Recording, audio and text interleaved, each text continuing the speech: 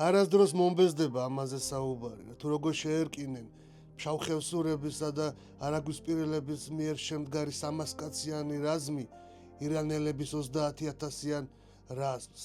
ამხელა გმირობა ჩაიდინა. შეჰფიცეს ერთმანეთს, რომ ისინი ბრძოლის ველზე დაეცემოდნენ, ან გაიმარჯვებდნენ. დიულები სიტყვის ხალხი არიან და ასეც მოიქცნენ. სამწუხაროდ ვერ გაიმარჯვეს, მაგრამ ერთი არ გადარჩენილა, ყველა ბრძოლის ველზე დაეცა გმირულად.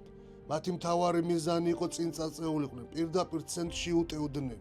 მრავალი ურჯულო გაწყვიტეს, მრავალი დროშა დახიეს მათი მთავარი მიზანი იყო შაჰის სიკვდილი. იცოდნენ, რომ ერთადერთი გზა მისი სიკვდილი იყო ამ ომში გამარჯვების. სამწუხაროდ ეს გეგმა ვერ აასრულეს.